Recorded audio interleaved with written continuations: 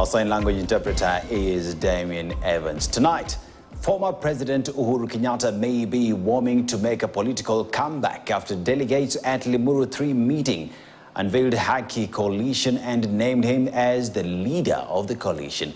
These as section of leaders in the meeting put a clarion call to have former President Uhuru Kenyatta and Deputy President Rigathi Gachagua reconcile. A section of leaders at the meeting claimed Mount Kenya region lacks a political power and there was need to reclaim it in 2027 by fielding a presidential candidate.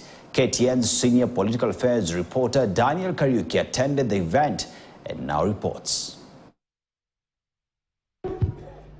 The blowing of the trumpet in the Limuru 3 meeting could have signaled a new beginning in the political arena in the Mount Kenya region.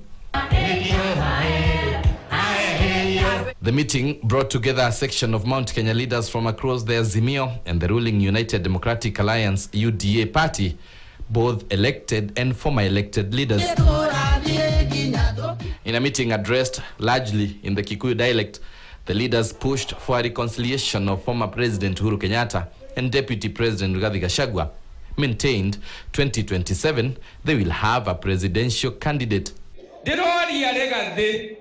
Oe magoro make atige programa TV ine athie kure Uhuru maikarele mashire matweke kindu kimwe kuma riu gutire hindi mena andu milioni kenda magacoka gutweka running mate ya mundu wina 1.9 million.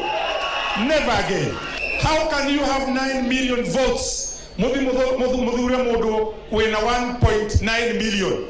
Kumare hivi ndio turetokoragia running mate watufuate. Ndire umwe wale matumire andu mahenio na koguo wale niye ndire umwe urahoya muhera ni undu wa wira uria twarutire.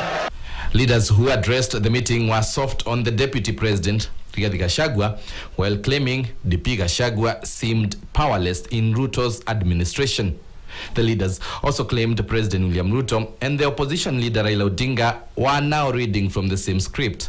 Ate wabutia omwe wito wabutia kirema kiothe. Nawe murwa meito mwarwa meito. Tiga gutweka mwendia wa ruriri.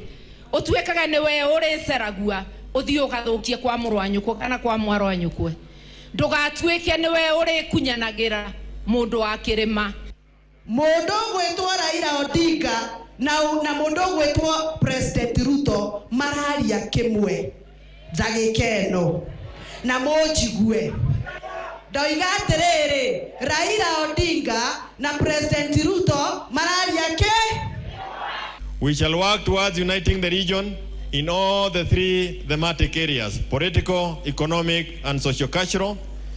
They have accused President Ruto-led administration of introducing punitive taxes, claiming the proposed taxes contained in the Finance Bill 2024 will hurt the region more, while advocating for 1 man, 1 vote, 1 shilling. That the allocation of national resources must be equitable and guided by our 1 man, 1 vote, 1 shilling policy. The climax of the meeting was the launch of the Haki coalition, the coalition which brings together 31 political parties with roots from Mount Kenya region, will be the political vehicle of Mount Kenya region and will be used to push for the political, social and economic agenda.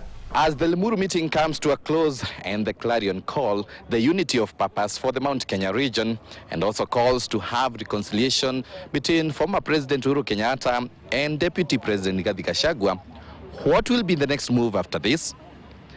Daniel Kariuki, KTN News in Limuru, Kiambu County. Thank you, Kariuki, for that report, and only time will tell. Now, after a lull in heavy rains in most parts of the